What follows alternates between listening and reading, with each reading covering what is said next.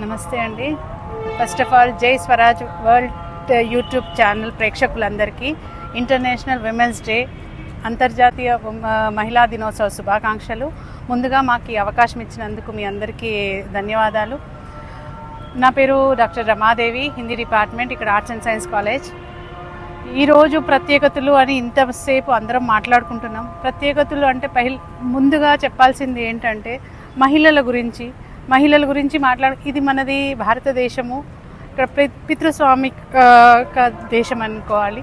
ఇక్కడ మనము ఏదైతే వర్గము బలహీనంగా ఉందో దాని గురించే ఎక్కువగా మాట్లాడుకుంటున్నాము. ప్రస్తుతం మహిళలు అంటున్నాం. ముందుగా చెప్పాలంటే మహిళలు తక్కువ వాళ్ళు అన్నట్టు కాదు ఇక్కడ అభిప్రాయము. మహిళలు చాలా శక్తివంతులు. ముందుగా ప్రాచీన కాలం నుండి చూసుకున్నప్పటికీ కూడా సీత, సావిత్రి వీళ్ళందరూ కూడా స్త్రీలకి గొప్ప స్థానం ఇచ్చిన వాళ్ళమే.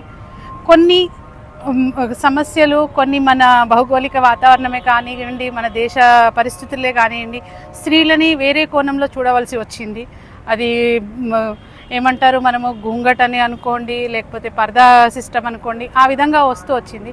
కానీ దానివల్ల మహిళల్ని తక్కువగా చూడడం అనేది కాదు. మహిళలు చాలా శక్తివంతులు. వాళ్ళు అన్ని వర్గాల్లో రాణిస్తారు. వాళ్ళకు ఉన్న సమస్యలన్నిటినీ పక్కన పెట్టి కూడా పురుషులతో పాటు సమానంగా పోటీ పడుతున్న తత్వం మనం చూడవచ్చు ఇక్కడ. ముందుగా ఆ విషయంలో చెప్పాలంటే మేము ఇక్కడ నిలబడి ఉన్న కాలేజ్ ప్రిన్సిపల్ 100 సంవత్సరాల చరిత్ర ఉన్నటువంటి ఈ ఆర్ట్స్ కాలేజ్కి మొదటిగా మహిళా ప్రిన్సిపాల్గా ఇక్కడ వచ్చారు. తను వచ్చిన తర్వాత చాలా ఇలాంటి మన కార్యక్రమాలు మేము చూడవచ్చు. సమాజంలో కూడా ఎన్ని సమస్యలు ఉన్నప్పటికీ కూడా స్త్రీలు వాళ్ళ స్థానాన్ని పదిలపరుచుకోవడానికి ప్రయత్నం చేస్తూనే ఉన్నారు. పక్కనే ఉన్నటువంటి కలెక్టర్ ఆఫీస్ని చూసుకున్నా కానీ మన ప్రావీణ్య గారు, తను ఒక స్త్రీయే. ఇక్కడ ఏ పొజిషన్లో వరంగల్ జిల్లా కూడా మనము, ఇంకోటి మున్సిపల్ కమిషనర్ కూడా మహిళ అనే చెప్పొచ్చు. ఇలా చెప్పుకుంటూ పోతే మన ఫైనాన్స్, ఎక్కడైతే బీజేపీలో మన ఫైనాన్స్ మినిస్టర్గా ఉన్నటువంటి నిర్మలా సీతారామన్ గారు కూడా తను ఎన్నిసార్లు బడ్జెట్ ప్రవేశపెట్టింది. అంటే స్త్రీ ఒక కుటుంబాన్నే కాదు, ప్రతి ఒక్క కార్యక్రమం తనకి ఏదైనా పని ఇచ్చి చూడండి, అది అఫీషియలా అన్అఫీషియలా ఏదైనా బాధ్యతగా నెరవేరుస్తుంది. తన అంకిత భావంతో ప్రతి పనిని కూడా చేస్తుంది. ఇదే కాదు, మనము లాస్ట్ ఒక 2-3 సంవత్సరాల క్రితం మనము ఎదుర్కొన్నటువంటి పెద్ద సమస్య కోవిడ్లో కూడా అన్ని దేశాలు కూడా అల్లకల్లోలం అతలాకుతలం అయిపోయినాయి వాళ్ళ సమస్యలతోటి.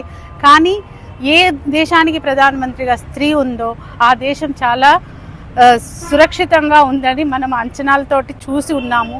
మన ఎన్నో సోషల్ మీడియాల ద్వారా తెలుసుకొని ఉన్నాము.